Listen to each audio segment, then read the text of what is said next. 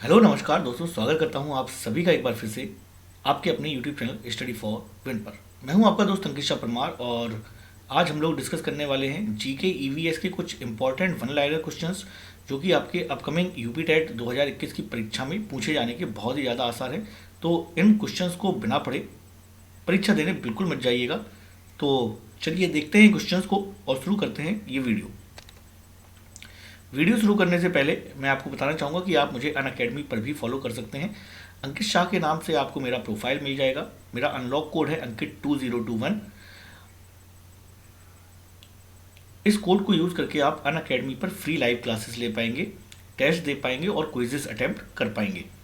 Profile links आपको description में मिल जाएंगी, तो आज ही मुझे फॉलो जरूर करें।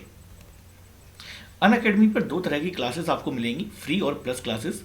फ्री क्लासेस आप अनअकैडमी के लर्निंग ऐप को डाउनलोड करने के बाद और उसको अनलॉक कोड से अनलॉक करने के बाद आप अटेम्प्ट कर पाएंगे। प्लस क्लासेस आप प्लस सब्सक्रिप्शन लेने के बाद अटेम्प्ट कर पाएंगे। दोनों ही क्लासेस में अंतर ये होता है, फ्री क्लासेस में आपको मिलती हैं एमसीक्यू क्लासेस और प्लस क्लासेस में आपको मिलती हैं MCQ plus theory classes, complete syllabus, unlimited practice test, unlimited PDF notes download कर सकते हैं और रेगुलर डाउट क्लियरिंग सेशंस भी आपको मिल जाते हैं बाय द टॉप एजुकेटर्स। अगर आप प्लस सब्सक्रिप्शन लेते हैं तो आपको कुछ एक्स्ट्रा फीचर्स मिल जाते हैं वहाँ पर, जैसे कि आप अपने फेवरेट एजुकेटर से पढ़ पाते हैं, कंप्लीट आपकी एग्जाम प्रिपरेशन हो जाती है, रेगुलर डाउट क्लियरिंग सेशंस हो जाते हैं, exhaustive coverage of syllabus, free test series, हर हफ्ते आपको मॉक टेस्ट मिल जाते हैं और ये सारी चीज़ें आपकी तैयारी को बनाती हैं और भी ज़्यादा सिस्टमेटिक।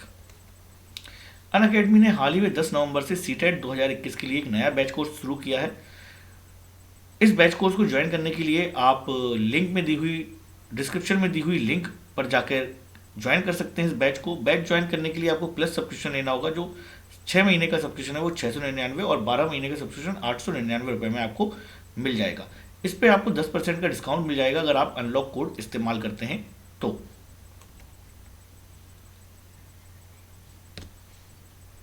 अनअकैडमी टेट चैंपियनशिप 14 नवंबर को 2021 6 बजे हुई थी। तो इस तरह की चैंपियनशिप्स लगातार अनअकैडमी पर होती रहती हैं। तो अगर आप भी चैंपियनशिप के लिए इनरोल करना चाहते हैं तो डिस्क्रिप्शन में दी हुई लिंक पर जाके इनरोल कर सकते हैं। ये मेरा रेफरल कोड है अंकित 2021। इस कोड को इस्तेमाल करके आप अनअकैडमी की फ्री लाइव क्लास, टेस्ट और क्विजेस को अनलॉक कर पाएंगे। साथ ही साथ 10% का प्लस सब्सक्रिप्शन पर आपको डिस्काउंट भी मिलेगा।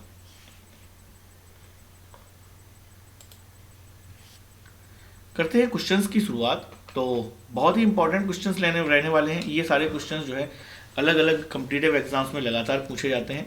तो पहला क्वेश्चन देखते हैं, प्रथम पंचवर्षीय योजना 1951 और 56 ईस्वी का मुख्य लक्ष्य किससे संबंधित है। तो अगर आपसे क्वेश्चन पूछा जाए प्रथम पंचवर्षीय योजना का मुख्य लक्ष्य क्या था, तो मुख्य लक्ष्य जो है प्रथम पंचवर्षीय योजना का था कृषि और सिंचाई। यानी आज़ादी के बाद सबसे पहली पंचवर्षीय योजना का लक्ष्य बनाया गया था कृषि और सिंचाई के लिए। दूसरा क्वेश्चन आता है, फ्लू किसके कारण होता है। तो फ्लू एक नॉर्मल फ्लू एक वायरस होता है और वायरस के थ्रू होता है। राइट आंसर हो जाएगा आपका वायरस। ठीक है। भारत छोड़ो आंदोलन ये कब प्रारंभ हुआ था। ये प्रारंभ हुआ था 8 अगस्त 1942 को। नोबेल पुरस्कार कब से आरंभ हुआ, सन 1901 ईस्वी से। मधुशाला के रचयिता कौन थे, हरवंश राय बच्चन। भारत का सबसे ऊंचा दरवाजा कौन सा है, आंसर हो जाएगा बुलंद दरवाजा। अगर कभी पूछ लिया जाए कि गोवा किस नदी के किनारे स्थित है, तो ऐसी सिचुएशन में आंसर होगा आपका मंडोवी नदी। प्रकाश संश्लेषण में हरे पौधे किस गैस को छोड़ते हैं, तो राइट ऑप्शन होगा ऑक्सीजन। और अगर पूछा जाए कि अवशोषित किस गैस को करते हैं, तो अवशोषित करते हैं कार्बन डाइऑक्साइड को यानी CO2 को। मुक्त रूप से निलंबित चुंबकीय सुई किस दिशा में टिकती है, यानी जो कंपास में आप सुई देखते हैं ना, उस सुई की दिशा किस ओर होती है ये आपको बताना होगा। तो उत्तर हो जाएगा उत्तर दक्षिण। ठीक है, उत्तर और दक्षिण की ओर यानी नॉर्थ और साउथ की ओर जो है सुई टिक जाती है। अगला क्वेश्चन है, थीन बांध जो कि पंजाब में है, ये किस नदी पर बना हुआ है? थीन बांध किस नदी पर बना हुआ है? उत्तर हो जाएगा आपका रावी नदी पर। इसरो का पूर्ण रूप क्या होगा? इसरो का पूर्ण रूप क्या होगा? इसरो का पूर्ण रूप होता है इंडियन स्पेस रिसर्च ऑर्गेनाइजेशन। अगला प्रश्न देख लेते हैं। डायबिटीज बीमारी किस अंग को प्रभावित करती है? तो डायबिटीज जो है ये प्रभावित करती है पैनक्रियास को। अगला क्वेश्चन, तड़ित चालक की खोज किसने की थी? तो तड़ित चालक की खोज की थी बेंजामिन फ्रैंकलिन ने। दाचीग्राम अभ्यारण्य ये किस राज्य में है? ये है जम्मू एंड कश्मीर में। वियना यानी कि ऑस्ट्रिया की राजधानी, ये किस नदी के किनारे पर स्थित है? अगर कभी इस तरह का प्रश्न पूछ लिया जाए तो आंसर होगा डैन्यूब नदी। तपेदिक रोग किस सूक्ष्म जीव से होता है? तपेदिक रोग किस सूक्ष्म जीव से होता है? उत्तर होगा आपका बैक्टीरिया से।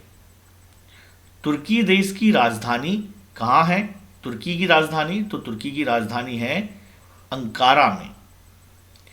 बीबी का मकबरा, जी हाँ दोस्तों, बीबी का मकबरा कहाँ पर स्थित है? ये स्थित है महाराष्ट्र के औरंगाबाद में। कहाँ पर?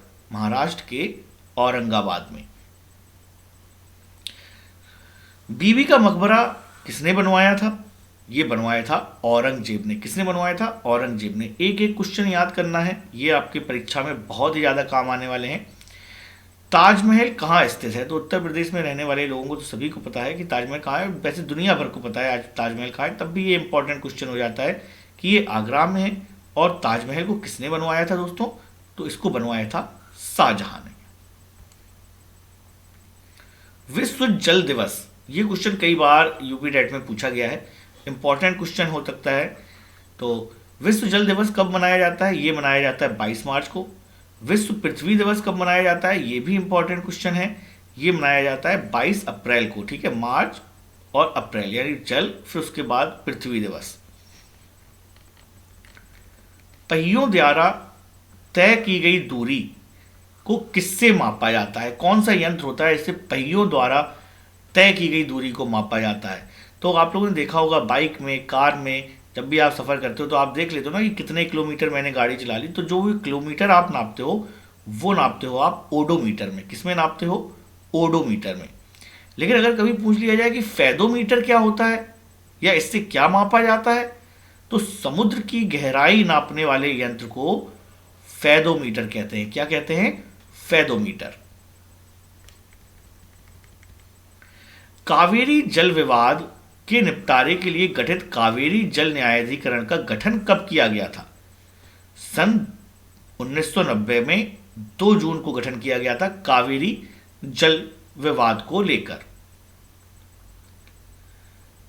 अगला क्वेश्चन, गौतम बुद्ध का जन्म और मृत्यु किस स्थान पर हुई? तो गौतम बुद्ध जी का जन्म जो है लुम्बिनी में हुआ था और मृत्यु इनकी कुशीनगर में हुई थी।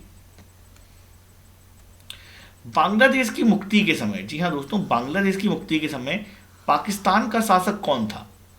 तो बांग्लादेश की मुक्ति के समय लगभग सन 1971 में जो बांग्लादेश की मुक्ति के समय पाकिस्तान के शासक थे याया खान। याया खान। कॉस्मोस किस प्रकार का उपग्रह है? कॉस्मोस किस प्रकार का उपग्रह है? तो राइट ऑप्शन हो जाएगा जासूसी उपग्रह।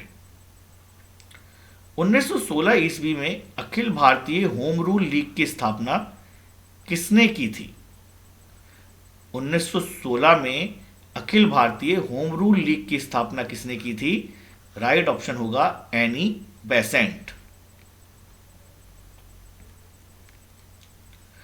पृथ्वी पर सबसे निचला बिंदु क्या है, यानी सबसे गहरा बिंदु या सबसे निचला बिंदु क्या है? तो राइट ऑप्शन होगा मृत सागर। ये इजराइल और जॉर्डन के बीच में है मृत सागर, इसको डेड सी भी बोला जाता है अंग्रेजी में। उत्तर भारत, आगे बढ़ते हैं। स्वतंत्रता प्राप्ति के समय भारतीय राष्ट्रीय कांग्रेस के अध्यक्ष कौन थे? स्वतंत्रता प्राप्ति के समय भारतीय राष्ट्रीय कांग्रेस के अध्यक्ष कौन थे? तो उत्तर हो जाएगा जेबी कृपलानी।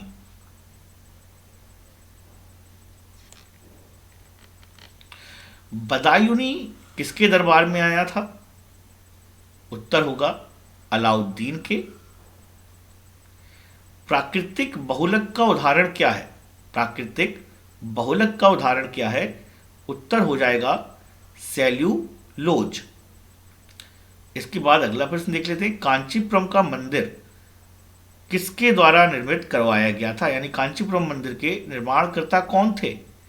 तो उत्तर होगा पल्लव वंश या पल्लवों के द्वारा जो है कांचीपुरम मंदिर का निर्माण कराया गया था।